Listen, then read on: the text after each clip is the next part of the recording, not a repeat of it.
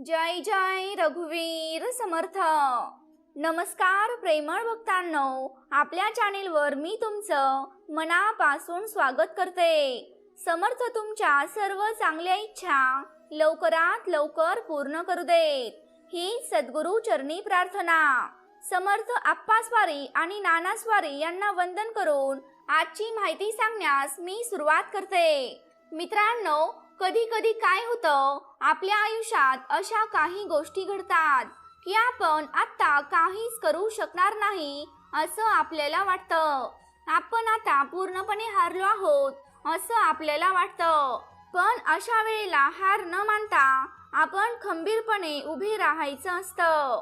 भक्तांनो, मी आज तुम्हाला या व्हिडिओमध्ये एका स्त्री सदस्याला आलेली प्रचिती, त्यांना समर्थांचा आलेला अनुभव थोडक्यात तुम्हाला सांगणार आहे. भक्तांनो, कसं असतं ना की जोपर्यंत आपल्या स्वतःला प्रचिती येत नाही तोपर्यंत दुसऱ्यांना आलेली प्रचिती आपल्याला फक्त आणि फक्त शब्दच वाटत असतात. तर भक्तांनो, त्या स्त्री सदस्याला समर्थांनी दिलेली प्रचिती आज मी तुम्हाला त्यांच्या शब्दात सांगणार आहे. ते स्त्री सदस्य म्हणतात, मी काही लहानपणापासूनच समर्थांचा दास नव्हतो, पण आमच्या घरी माझी आई ही समर्थांची भक्त होती. मी आजपर्यंत कधीच देवाला चुकूनही पाया पडलो नव्हतो, मात्र आई वडिलांच्या पाया मी रोज न चुकता पडत आलो आहे. माझे आई वडीलच माझ्यासाठी देव आहेत. मला आलेली प्रचिती अशी आहे की माझं एका मुलीवर खूप प्रेम होतं. मी त्या व्यक्तीवर इतकं आतोनात प्रेम केलं होतं की शेवट सर्व काही ती व्यक्तीच माझ्यासाठी आहे असं मला वाटू लागलं होतं. मला माझ्या आई वडिलांनी अक्षरशः जीव तोडून सांगितलं होतं की ती व्यक्ती तुझ्या आयुष्यात चांगली नाही, आणि तरी देखील मी त्यांचं ऐकत नव्हतो. मित्रांनो, आयुष्य हे असंच असतं.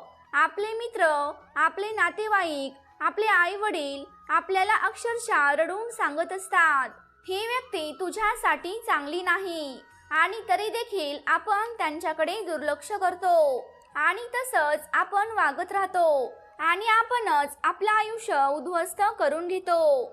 भक्तांनो, माझी प्रचिती फार काही मोठी नाही, पण तुम्हा सर्वांना नक्कीच आवडेल अशी माझी प्रचिती आहे.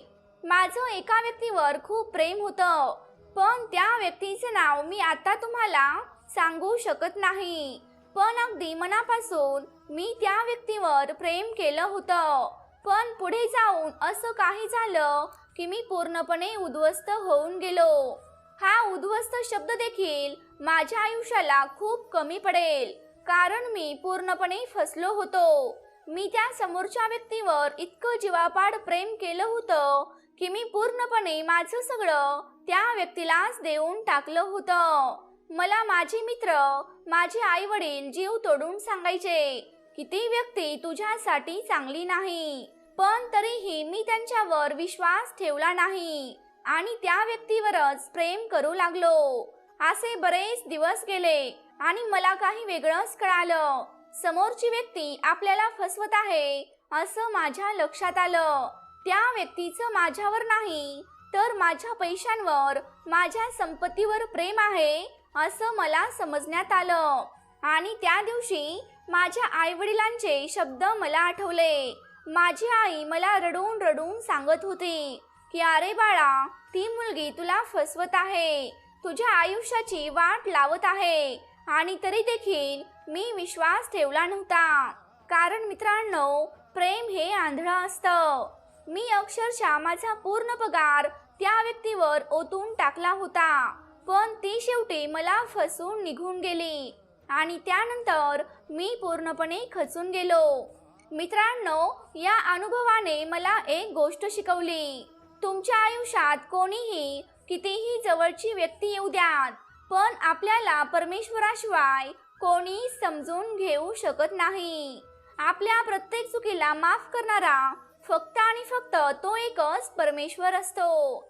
आणि त्या दिवसापासून मी ठरवलं होतं की आता आपण कुणावरच प्रेम करायचं नाही, कारण या अनुभवाने मला आणि माझ्या आई वडिलांना खूपच त्रास झाला होता.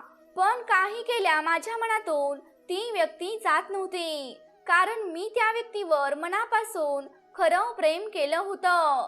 मी दिवसेंदिवस खचत चाललो होतो, आजारी पडत चाललो होतो. माझा आजारपण इतका वाढत चालला होता की माझा आजारपण बघून माझी आई देखील आजारी पडू लागली होती, टेन्शनमध्ये जाऊ लागली होती. माझ्यासाठी माझ्या आईने उपवास केले, पारायण केले, सर्व काही माझी आई करत होती, पण मी स्वतःला सांभाळू शकत नव्हतो. एक दिवस असाच बसलो असताना माझी आई माझ्या जवळ आली आणि मला म्हणाली की बाळा, तू समर्थांना मनापासून शरण जा. बघ, हळूहळू तुझ्यामध्ये देखील बदल नक्कीच होईल. आयुष्य नव्याने जगायला सुरुवात कर. प्रत्येकाच्या आयुष्यात भूतकाळ घडतच असतो. अक्षरशः त्या दिवशी मला हे सांगताना माझ्या आईच्या डोळ्यात पाणी आलं होतं आणि त्याच दिवशी मी मनाशी ठरवलं होतं की आईसाठी का होईना मी दिवसातून एकदा तरी समर्थांचं दर्शन घेईन. आणि आईला मी त्याच दिवशी वचन दिलं की आई, तू जसं सांगशील तसंच मी करेन. आणि त्या दिवसापासून मी समर्थांची उपासना करायला सुरुवात केली. हळूहळू उपासना करता करता मला माझ्यामध्ये बदल जाणवू लागला. मला वाटू लागलं की आपल्यासोबत कोणती तरी शक्ती आहे, आपल्यासोबत कोणता तरी आधार आहे. माझं मन पूर्णपणे घाबरट झालेलं होतं, पण आईने सांगितल्याप्रमाणे मी उपासना सुरू केली आणि माझ्या मनाला शांती मिळायला लागली. मी पूर्णपणे माझं दुःख विसरायला लागलो होतो. माझ्या आयुष्यात जे काही झालं ते माझ्या चांगल्यासाठी झालं होतं हे आता मला समजलं होतं.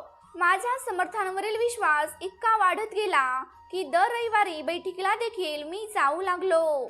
मित्रांनो, कसं असतं ना, हे आपलं आयुष्य आहे. आपल्या आयुष्यात वाईट माणसं देखील येतात आणि चांगली माणसं देखील येतात.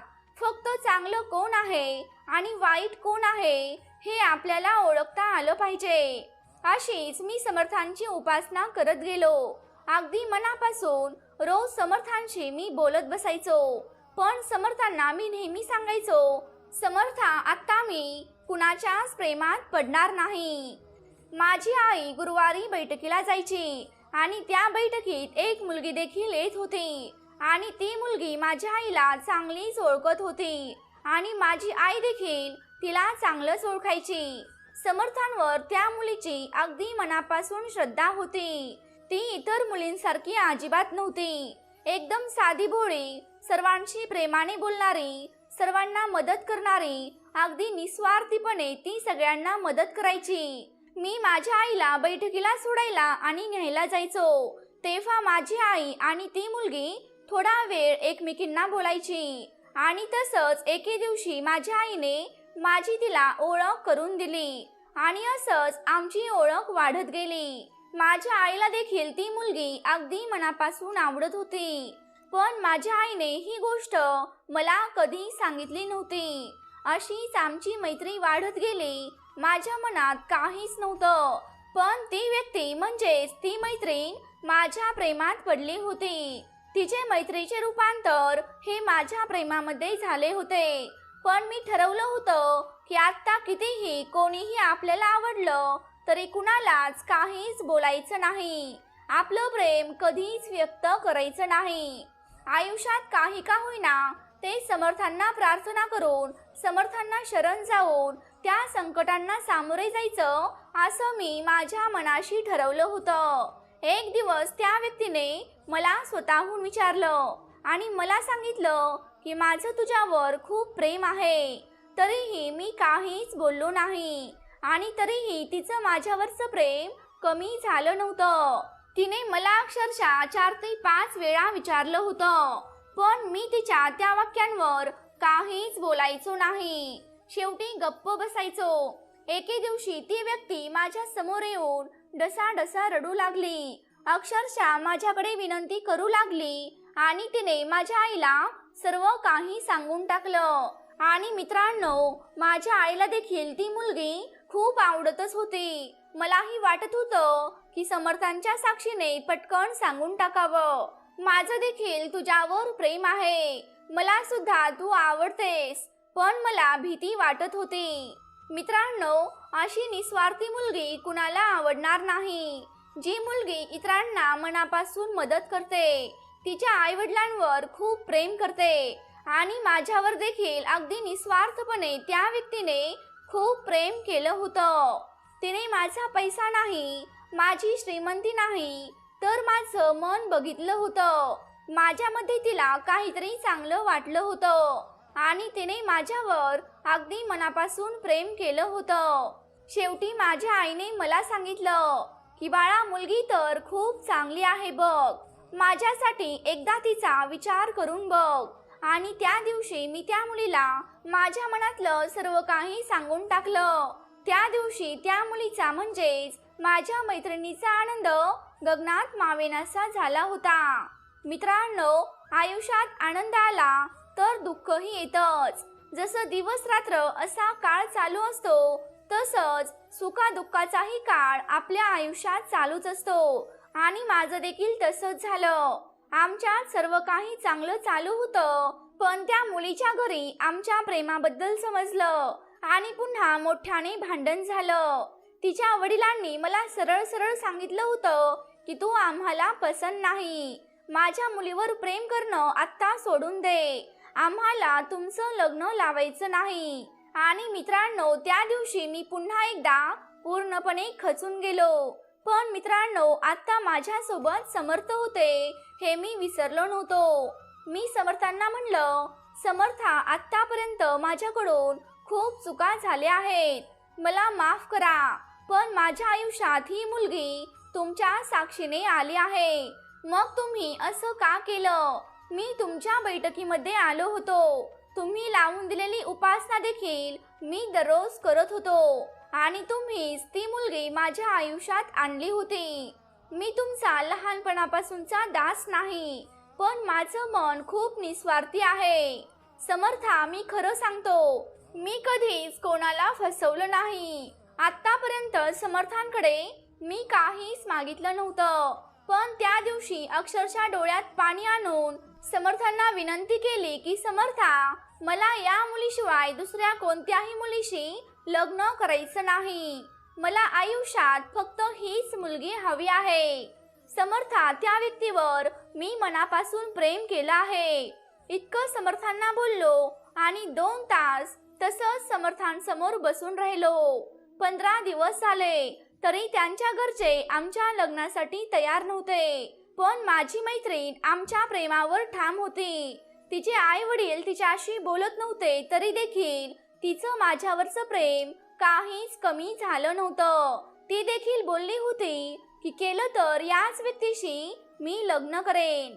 मित्रांनो, मला एक सांगावंसं वाटतं, जर तुम्हाला प्रेम करायचंच आहे तर अशा व्यक्तीवर प्रेम करा की जी व्यक्ती कितीही काहीही झालं तरी शेवटपर्यंत तुमची साथ कधी सोडणार नाही. नाहीतर आपल्याला फसवणारे आपल्या आयुष्यात खूप असतात, आपल्या पैशावर प्रेम करणारे खूप असतात. त्यामुळे सांभाळून आणि अगदी व्यवस्थित विचार करून तुम्ही प्रेम करा. आमच्या दोघांचं बोलणं आता कमी झालं होतं, त्यामुळे माझं टेन्शन अधिकाधिक वाढत चाललं होतं. कधीही देवासमोर हात न जोडणारा मी रोज समर्थांना विनंती करत होतो की समर्था, आता तुमच्याशिवाय काहीच होऊ शकत नाही. मला माझ्या आईने सांगितलं, बाळा, तू श्री सद्गुरू चरित्र वाचायला सुरुवात कर. आणि म्हणून मी गुरुवारपासून श्री सद्गुरू चरित्र वाचायला सुरुवात केली. सद्गुरू चरित्र वाचायला सुरुवात करताना मी समर्थांजवळ काहीच मागितलं नाही. आधी समर्थांना सगळं काही माहीत होतं. रोज सकाळी उठून मनापासून उपासना करून, तसंच सद्गुरू चरित्राचे वाचन, समर्थांचं नामस्मरण, हे सर्व काही माझं चालूच होतं. आणि 7व्याच दिवशी मला माझ्या समर्थांनी प्रचिती दिली. मला माझ्या मैत्रिणीच्या आईचा फोन आला. जसा फोन आला तशी मला खूपच भीती वाटली, पण मी हिम्मत करून मैत्रिणीच्या आईचा फोन उचलला आणि त्या मला म्हणाल्या की तू आम्हाला पसंत आहेस. मला माझ्या मुलीच्या सुखापेक्षा दुसरं सुख कोणतंच नाही. आम्ही सर्वांनी मिळून ठरवलं आहे की आता तुमचं लग्न करायचं. मित्रांनो, त्या दिवशी माझ्यावरच विश्वास बसत नव्हता. हे सगळं स्वप्न आहे का असं मला वाटत होतं, पण ते खरं होतं.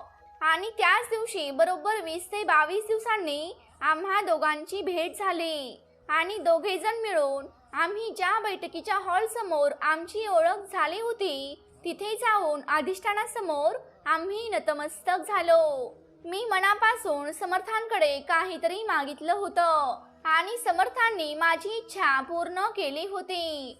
जेव्हा आम्ही समर्थांचं दर्शन घ्यायला गेलो तेव्हा समर्थांकडे पाहून अक्षरशः माझे डोळे पाण्याने भरले होते.